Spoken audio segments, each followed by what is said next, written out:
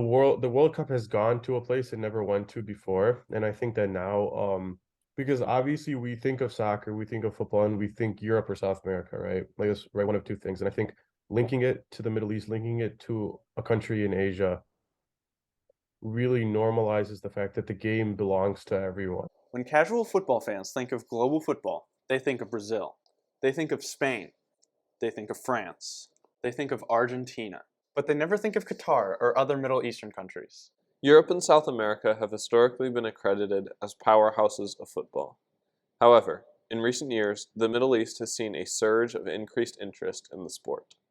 Whether through the 2022 World Cup hosted in a small country like Qatar, or sponsorships provided to multiple clubs by Middle Eastern airlines such as Qatar Airways for FC Barcelona or Emirates for Real Madrid CF, this shift in interest has come in many forms.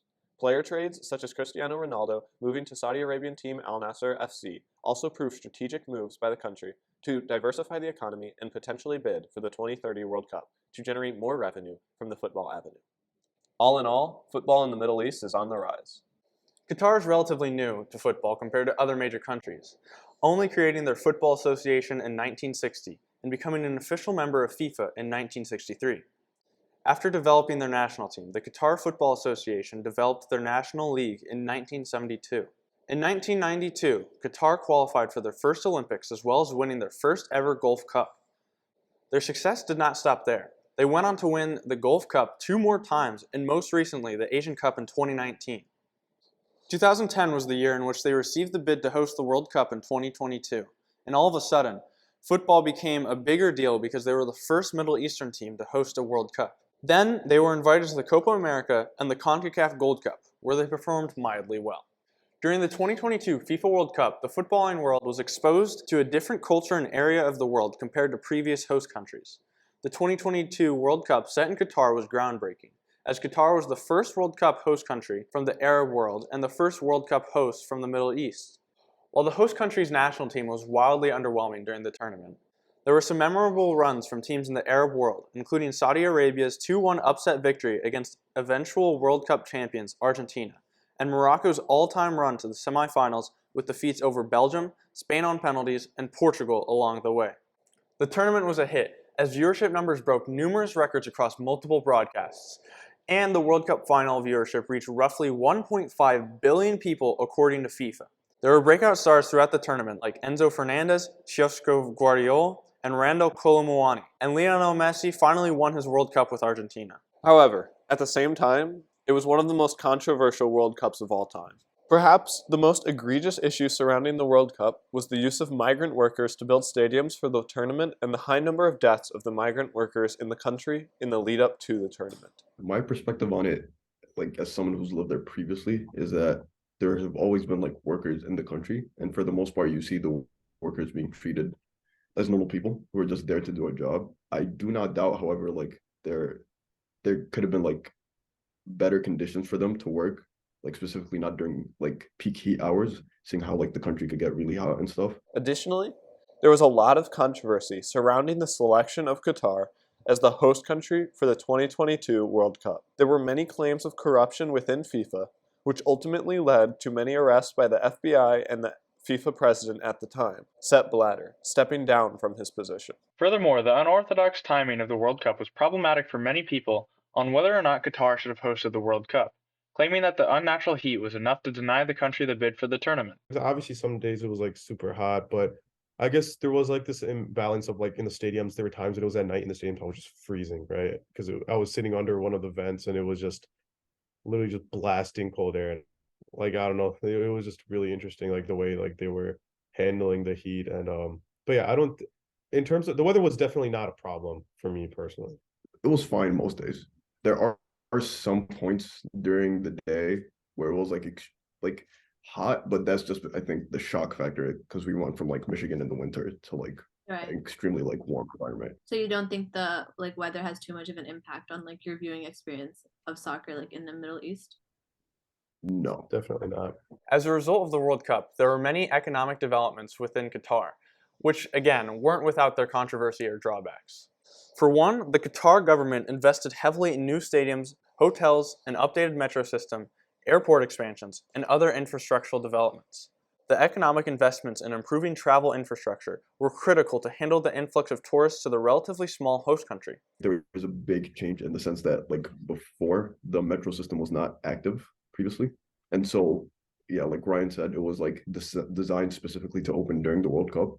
And I think that helped a lot in making it efficient for hoarding like a large amount of people to and from specific stadiums. And then the other aspect of it is like before, I think most people would like use the transportation of just like either an Uber or like taxis, where I think most people like during the World Cup were either using the metro system or buses, which I think is like drastically different from compared to previously.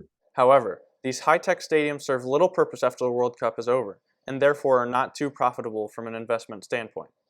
Additionally, approximately 1.5 million new jobs were created as a result of the Qatar World Cup. While this helps the economy prosper, working conditions were less than ideal with long hours and strenuous tasks. According to many reports, an untold number of migrant laborers imported to do the work died in the process. While the Qatari Planning Committee has released that roughly 400 to 500 people died during the process, there are reports that more than 6,000 migrant workers died during the construction of the World Cup, according to other sources. Tourism as a whole was another economic development, as roughly 1.2 million tourists came to Qatar for the World Cup. For me, at least, as a foreigner, right?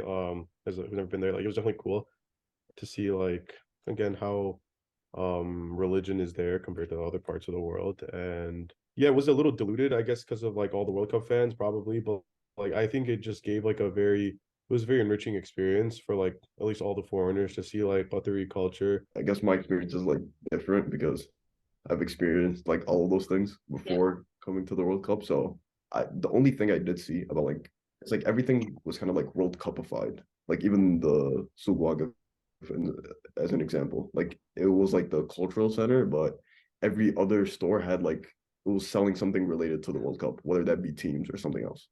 This inherently boosts tourism as more people are exposed to what the country has to offer. Current forecasts predict that Qatar's economy will increase by 3.4% in 2023. Moreover, Qatar's current economy relies heavily on hydrocarbons, as the country has the world's third largest natural gas reserves and is one of the top oil producers. Strategically hosting an international sporting event will allow for revenue generation from sources other than oil. This can be seen as a calculated attempt by Qatar to announce itself as a legitimate actor on the world stage, one unique amongst other Muslim and Arab nations.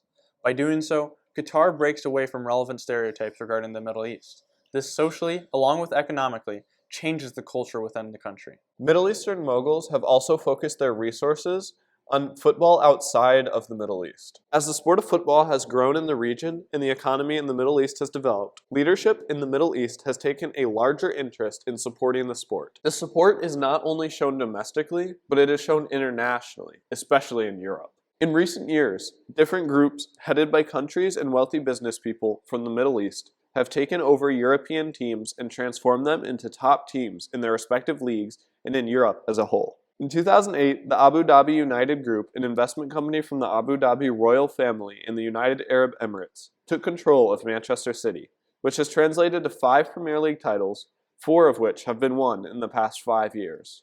Paris Saint-Germain underwent a similar takeover in 2011 when Qatari investors provided the club with additional financial backing. This additional financial backing led to numerous transfers for world-class players, including the most expensive transfer in world history when the club purchased Neymar Jr. for €222 million in 2017.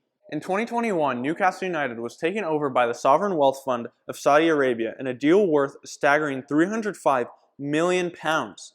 Even in recent news, Qatar's Sheikh Jassim bin Hamad Al Thani put in a bid for the ownership of Manchester United. Moreover, companies in the Middle East also have a hand in football in the form of sponsorships. A key component of advertising in the sport of football is the shirt sponsor, and specifically many airlines from the Middle East such as Emirates, Etihad, and Qatar Airways have taken advantage of this aspect of the game.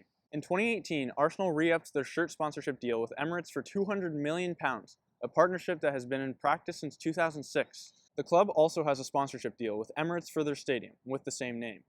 Recently, Real Madrid renewed their sponsorship deal with Emirates until 2026, reportedly worth upwards of €70 million a year. Emirates is also featured on the shirts of clubs across Europe, including AC Milan of Italy, Olympique Lyon of France, and SL Benfica of Portugal. Additionally, Etihad has relationships with Manchester City, and Qatar Airways has appeared on the kits of FC Barcelona and PSG.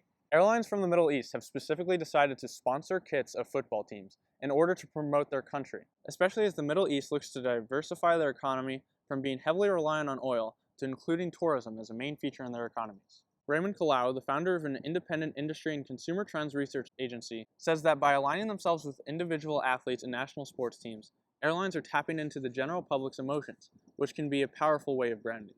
Airlines and other companies from the Middle East will continue to sponsor European football clubs because of the relationship that the consumer has to their club. Many of the recent investments in soccer have been aimed to bring high-profile players in order to attract viewers all across the world. One of these examples is that of the signing of Cristiano Ronaldo to Al Nassr FC and becoming the highest-paid player in the history of football. Many players, like Ronaldo, have been drawn to play in the Middle East due to heavy offers by the clubs. Foreign players have been signed for transfer fees ranging from 2.5 million euros to 18 million euros. When a football star from your country is playing in a new league, you'd want to know how these players perform outside of their regular situation. This causes broadcasters like beIN Sports to gain viewers and in turn, more revenue. The investment in foreign players is so big that the top 40 most valuable players in the Saudi Pro League are foreigners. This list includes names like Cristiano Ronaldo, Talisca, and Vitinho. These investments on big-name players aim to attract foreign fans. In conclusion, the Middle East's growing interest in football has spread internationally as they have supported teams in European leagues and they have brought players to leagues in the Middle East. Hosting events like the 2022 FIFA World Cup in Qatar and taking ownership of clubs such as Manchester City, PSG, and Newcastle United have all been attempts to diversify the economy of Middle Eastern countries. It showed that a country that's not Brazil, that's not Germany, that's not France can host great tournaments and can show love for the sport, even if their national team doesn't have like the best stars. And I think that's really important for the global sport audience to really understand. I think that's all they wanted to do. They wanted to let people know that there's other places in the world that are worth visiting. I also think that people are exposed to Muslims and the Islamic world through this, and it's definitely shifted some mindsets in that aspect as well. Players like Cristiano Ronaldo have brought football in the Middle East to the forefront of the world's attention, and there are many rumors of other players following in Ronaldo's footsteps soon. Football in the Middle East is on the rise, and it'll be here to stay. Clank. Oh, clank.